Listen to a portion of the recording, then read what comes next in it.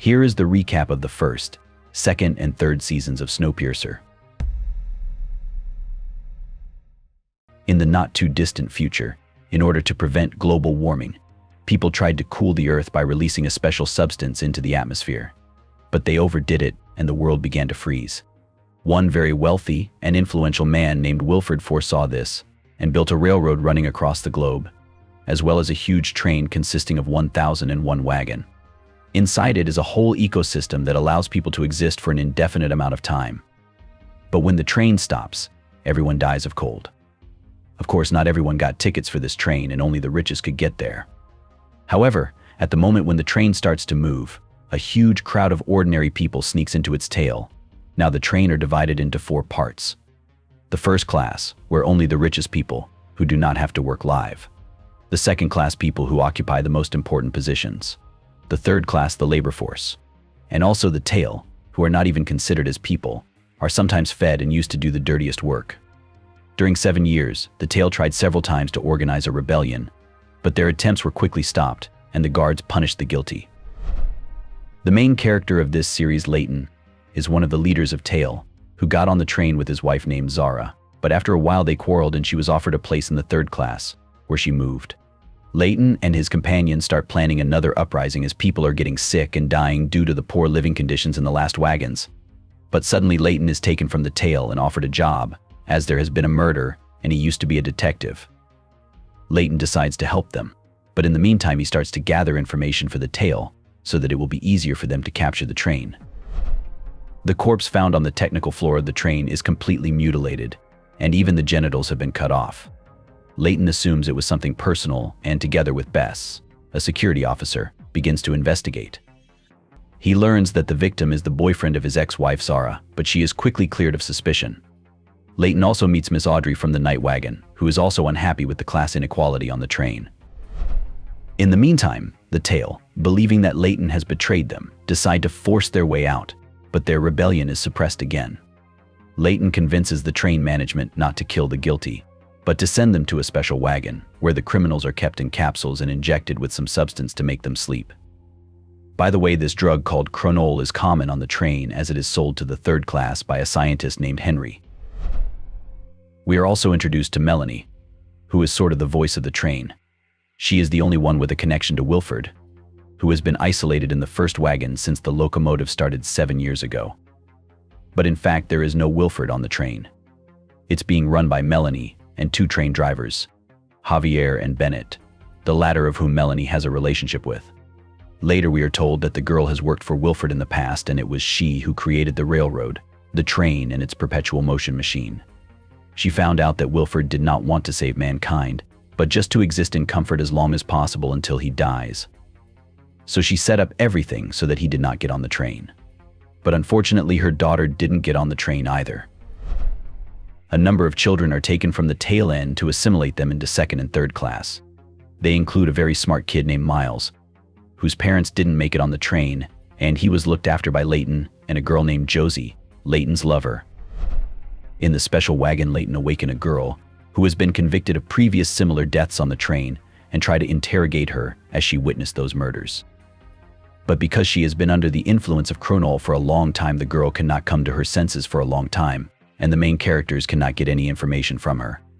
And at night, Eric, the family's personal bodyguard from the first class, comes to her and kills the girl. Meanwhile, Leighton gets on the trail of a drug dealer on the train and learns that it's a head janitor named Terrence. Leighton exchanges his wedding ring for a chip that can be used to move between wagons and soon passes it on to his friend Josie, who is still in the tail of the train. We also learn that Bess has a mistress named Jinju in second class, and she arranges with the train management to have Bess transferred to second class as well. Leighton gets on the trail of the killer and learns that the crime was committed by a young girl from the first class named LJ, who was assisted by her bodyguard Eric, who is in love with the girl. Eric is eventually killed when he tries to take Jinja hostage, and LJ is put in jail until they decide what to do with her. Melanie realizes that Leighton has guessed that Wilfred isn't on the train, and she's running things around here. The girl slips the detective a sleeping pill, puts him to sleep, and sends him to a special car for prisoners in hibernation. The trial of LJ begins, where, in addition to the first class, representatives of the second and third classes have also been invited. The rich are not happy about this, as the girl is likely to be sentenced to death. However, LJ tells Melanie that she knows Wilfred's secret, which she learned from the murdered man, and if it smells fried, she will tell everyone about it during the hearing. Melanie has to set things up so that LJ will be released, but on the condition that she will be under the strict control of her parents. Meanwhile, Josie goes on another dirty job with the other tail people and uses the chip to go look for Leighton. She awakens him from his sleep, but the substance makes him feel very ill. At that moment, Bess enters the wagon, and since she didn't know that Leighton was sedated, she decides to help Josie, and together they take the detective to the night wagon to Zara, where he starts to come to his senses. We also learn that Melanie had a plan in case the train ecosystem came to an end. She created a list of 400 people who would be sent to sleep in the very cells in the special wagon, where they would lie for an indeterminate amount of time while the train continued its journey. And in theory, when the earth warms up, people should wake up.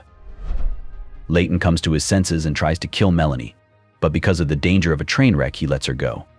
However, the girl starts looking for the detective and threatens to force Zara to tell who helped him escape. Melanie goes out to Josie and begins to torture her, but does not get the information she needs. Josie ends up trying to kill Melanie, but is killed in the process. Meanwhile, Leighton meets with the third class and tells them that Wilfred is not on the train, and the train is actually run by Melanie. Plus, he arranges a meeting with LJ and also tells her the secret.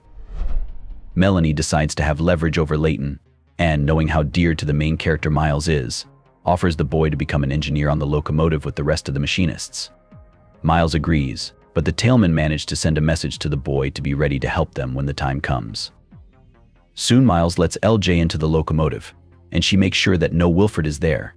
She tells this to the rich men in first class, and they decide to overthrow Melanie by making the head conductor Ruth the voice of the train. The commander of the military guard, Nolan Gray, and his guards also join the plot. The first class, along with Gray's soldiers, lock Melanie in her quarters and storm the locomotive. Javier opens the door for them, and that's when the tail, along with the third class, begin their rebellion against the rich. The conductors, meanwhile, decide to remain neutral, and the tail awaken 4 of their own, who were put to sleep in the special wagon at the beginning of the season. A brutal battle ensues, but eventually both sides have to retreat, and the military guards kidnap one of the tailgaters named Pike and lure him over to their side. The first class begins to execute the captured rebels, and it's Melanie's turn, but she is rescued in time. Teaming up with Leighton, they manage to unhitch 7 middle wagons containing several dozen captive tailors, LJ's parents, military guards, and Gray himself. They take these wagons to an outside branch line and hitch the rest of the wagons back together. Melanie hands over command of the train to Leighton, and herself goes to the locomotive to the other engineers. The train is in chaos as the tail and the third class begin to take revenge on the rich, and Leighton tries to restore order. After a while on the nearby tracks, the passengers notice a locomotive rapidly approaching them. Melanie tells the main characters that it is a supply train, which was supposed to be carrying spare parts and provisions just in case, and most likely contains Wilfred himself. The main characters try to get away from them, but he does catch up to them, attaches himself to the tail, and starts slowing down the entire train. Melanie goes out on the roof to unhook it, but when the wagons come to a complete stop, the girl falls into the snow. Everyone prepares for armed resistance. Only Ruth and the first class are ready to welcome Wilfred with open arms. But when the doors open, Melanie's daughter named Alexandra steps out. This is the end of the first season. After the second locomotive, called Big Alice, hitches a ride on the tail of the train Snowpiercer, it takes control of all the systems and cuts off the heating to the main characters. Melanie's daughter named Alexandra informs them that they won't move unless she is given the groceries on the list she gave him. Main characters have to obey while they come up with a plan. Melanie regains control of the train, but realizes that without Big Alice they can't move and uses a controlled explosion to lock the 2 trains together, after which Big Alice is forced to restart the train. Also, while she was outside, she saw snow falling, which is supposedly impossible because the temperature is too low. Melanie takes a sample of the snow, but she gets caught by Wilfred's men. It's also probably worth explaining what the train looks like now. Roughly speaking, there are 1,034 wagons with a different locomotive on each side. One is called Snowpiercer, and it pulls the train, and the other is Big Alice, who pushes it. Snowpiercer has 994 cars, and the Big Alice has 40. It turns out there are only 100 people on the Big Alice train, and Wilford lives in her luxury locomotive, which is driven by Alexandra. The girl is angry at her mother for abandoning her, but towards the end of the season we learn that Melanie had no other choice or Wilford would have snuck onto the train. And as we learn further, he created Snowpiercer not to save humanity, but to live the rest of his life in comfort and prevent Melanie from reviving civilization. People create a border between the trains, which is guarded by tails. At some point, the main characters decide to attack, but those start feeding frosty air into the wagons, and they are stopped by a huge man named Icy Bob, who is not afraid of sub-zero temperatures. As we learn later, the Mad Doctor's Headwoods from Big Alice have created a special skin that can withstand the freezing temperatures and transplanted it to Icy Bob. However, he can't stay there for long, as the technology is not yet complete. The main character's attack fails, but they manage to take Wilford's right-hand man named Kevin hostage. They use the food to get information from him about Big Alice, but Wilford decides to trade Kevin to Melanie to keep him from blabbing anything unnecessary.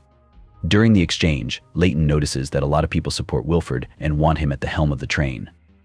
Later, Wilford takes a bath with Kevin and forces him to slit his wrists, as almost everyone on Big Alice almost idolizes him. However, the villain saves the guy, though he is left with psychological trauma. Melanie examines a snow sample she collected earlier and guesses that the substance that froze the world, called CW7, is beginning to disappear and therefore the climate is changing. Together with Wilford, they send a weather balloon that confirms this theory. In the first class, there is a meeting to which both sides are invited and Melanie proposes the following plan. They need to send a man to a special research center for a month, while the train will scatter the meteosondes, and then come back for this man, who will give them the collected data. They can use them to find a place suitable for settlement off the train. The only person who is able to gather all this information and launch the research station turns out to be Melanie.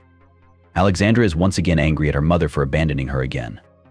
However, Melanie convinces her that she is only doing it for her future, and they finally reconcile.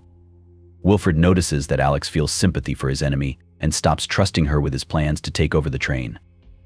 Melanie heads to the station, but loses all her food along the way. Eventually, she manages to survive thanks to the rats that have settled near the thermal spring, and she collects information about climate change for a month. We learn that Leighton's ex-wife named Zara turns out to be pregnant by him, and she is moved into the first class with Leighton. The girl wants to help her ex-husband solve the train mess and starts working in guest services with Ruth, who is also leaning more towards Wilford. Soon Zara discovers Josie in the hospital, whom Melanie tried to kill in the previous season, but failed. Due to frostbite, the girl has completely lost her skin, as well as her right arm. Wilford offers to help her by transplanting an experimental skin, but to do so she will have to stay on Big Alice. The villain thinks he can recruit her, but the girl secretly sends messages to Leighton through smuggling arranged by the Tails. In this smuggling, Snowpiercer gives them food and Big Alice shares illegal substances with them. I also want to talk about the character named Amelia, who is Alex's friend on Big Alice. She soon meets the last Australian and starts to help pass on messages from Josie. Pike starts selling contraband on the train, and Terrence, local shady businessman, hints that this is his business and Pike has no place here. Terrence also notices that in addition to the contraband, there are some messages being sent across the border. He blackmails Leighton, and he has to order Pike to deal with Terrence, which he does. LJ Killer from the first season starts working as a cleaning lady, and soon she and Oz, Bess's former partner, begin to develop a relationship. Wilford is invited to the night wagon to celebrate the first weather balloon launched. We learn that Miss Audrey used to be his woman and Wilford, roughly speaking, dominates her with his power. Soon he invites her to Big Alice, and the main characters ask her to spy for them. However, Wilford brainwashes Audrey again, and she betrays the main characters. Also, Audrey, being a good psychologist, brings Kevin to his feet and makes him idolize Wilford even more.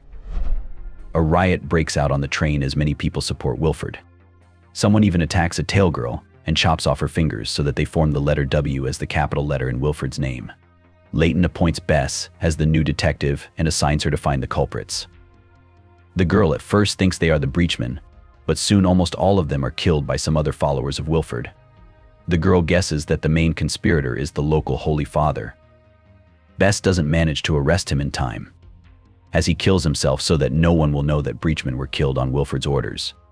Soon the last of the breachmen, named Boscovich, sides with the main characters when, while fixing the train, he discovers that Icy Bob has damaged the air intakes, and the breachman realizes that Wilford is not as saintly as he wants to appear. Ruth also stops believing in Wilford, realizing that he is not the man she had imagined, and she and Leighton try to quell the rebellion on the train. However, Wilford manages to sway almost the entire train to his side with his speeches, and they light red lanterns in his honor. Wilford sabotages the train with the help of Ice Bob, which causes them to break an engine part. But the spare is on Big Alice, and if it is not replaced soon, the whole train will come to an end. Wilford agrees to replace the part, but only if he comes himself. The main characters realize that if someone finds out that it was Wilford who saved the train, then people will overthrow Leighton and the villain will be at the helm of the train, so he is delivered to the locomotive secretly. However, everything does not go according to plan and people find out that it was Wilford who saved the train, and this becomes the last straw, after which he takes control of the train. He exiles Leighton to a special wagon where he recycles waste. The chief conductor Roche and his family are sent to the crates and the chief engineers are separated. Ben is left to run the Snowpiercer locomotive, while Davier is taken to the Big Alice locomotive. Wilford's first order is to bring back the class system, and all the people start doing their business again, and he goes through the passengers' personal files to see who is useful and who is not. Alex learns that Wilford wants to kill a huge number of people, as there are too many of them on the train because of the tails. By the way, he has done this in the past on Big Alice. At first there were 200 of them, and there are only 100 left. Wilford doesn't want to go back for Melanie, but realizes that for the train her trip is a hope for the future. He learns that Melanie missed the last transmission and assumes that she is dead, when in fact she just has a broken antenna, which she soon fixes. The villain demands that Ruth, who is trusted by the entire train, tell him about Melanie's death, but she refuses as she hopes Melanie is still alive. Wilford then sends Ruth to Leighton in the waste wagon, and Kevin takes her place. Harvey receives a radio message from Melanie, but cannot tell the whole train about it because he is under constant surveillance. He manages to send a message to Leighton and he gets out of detention with Ruth. They eventually capture 2 locomotives with Alex's help and turn off the intended track to get Melanie back on the train. Wilford does regain control of Big Alice's locomotive and prevents the train from stalling so that the main characters can get Melanie back. The villain also orders his dog to gnaw on Harvey, but he may have survived. Meanwhile, Melanie senses a train coming and goes to the meeting place, but when she gets there she finds out that the train has not stopped and goes back to the station. Alex proposes a crazy plan. She wants to separate the front 10 wagons along with the locomotive and go back for Melanie, but to do that they have to blow up the aquarium wagon. They also take Miss Audrey hostage so Wilford won't do anything to the tails and the pregnant Zara in particular while they're away. Meanwhile, the Headwoods manage to transplant Josie with the skin and also put a robotic arm on her. The girl learns that she is now immune to sub-zero temperatures and Wilford sends her to deal with the conspirators. However, she helps to destroy the aquarium wagon. Ruth, by the way, doesn't have time to join her friends. The main characters get to the research station, but do not find Melanie there. It turns out that she sacrificed herself so that the data she had collected would stay warm and the main characters would be able to retrieve them someday. However, she still managed to find places on the planet where the temperature began to rise. This is the end of the 2nd season. Let's pause for a moment. Here you can like this video, subscribe to my channel, and write some comments. Thanks. 6 months pass. 2 trains run separately.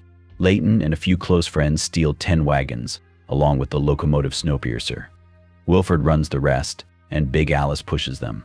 And because Big Alice was not adapted to such loads, the people on the main train have a hard time. There's not enough power for everyone, and the temperature in the wagons tends to go to 0. But Wilford promised not to kill anyone, or else his beloved Audrey, who is being held hostage by Leighton, will suffer. While Wilford has seized all the power, there is also a resistance which is led by Ruth and her right-hand man Pike. Together they help the most bruised residents deal with their problems. We also learn that Harvey survived after the villain set his dog on him, and now the guy has PTSD.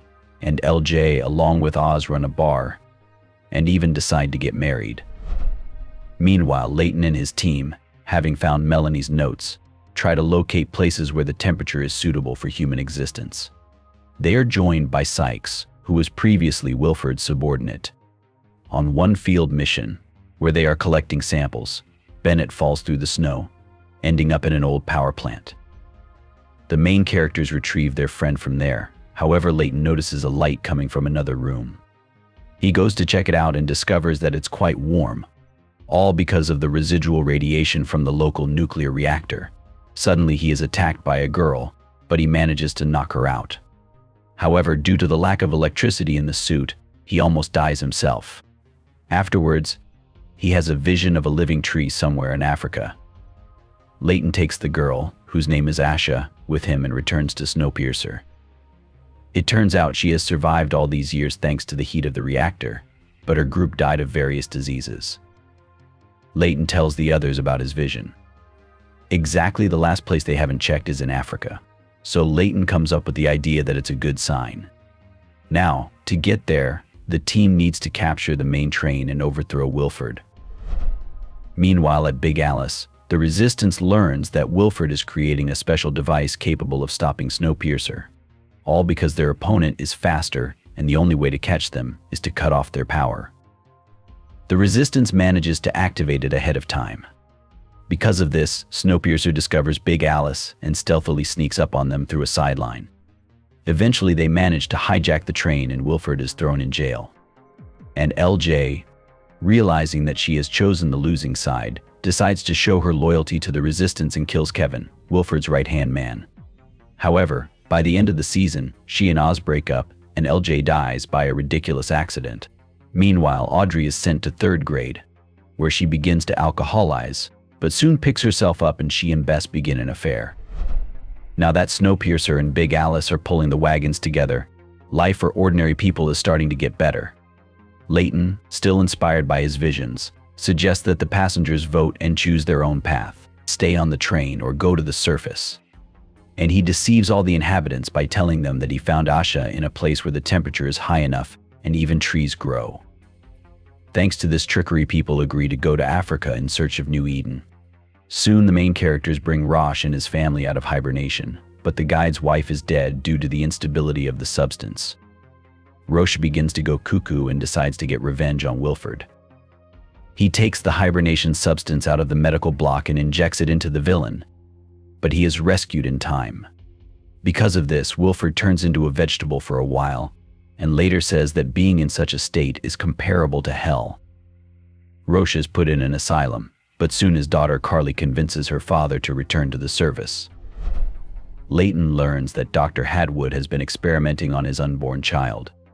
It turns out that Zara herself gave the go-ahead for the genetic procedures because she wants their daughter to be immune to the cold, just like Josie. This is a huge advantage in their frozen world. Soon the main characters have a baby. Meanwhile, Pike thinks Leighton doesn't deserve to be in charge. He tries to kill him and Leighton at first is going to solve everything peacefully. However, Pike goes completely cuckoo and Leighton kills him. From his injuries, the train leader falls into a coma and travels through his mind. When he regains consciousness, he realizes that his visions of New Eden were a lie. Since he was at the moment of death at the power plant and met Asha, he saw a calendar with that very tree with the corner of his eye. Now Leighton is afraid that he is leading people to their deaths as traveling to Africa is too dangerous because of the old railroad tracks. We are also shown that Zara and Leighton are breaking up, even though they are going to raise a child together. After which the Leighton gets back together with Josie. The main characters learn from Wilford that while he was chasing their locomotive these half years, he picked up a strange signal. At first he thought it was Snowpiercer, but Alex claims that they were on the other side of the hemisphere at that moment.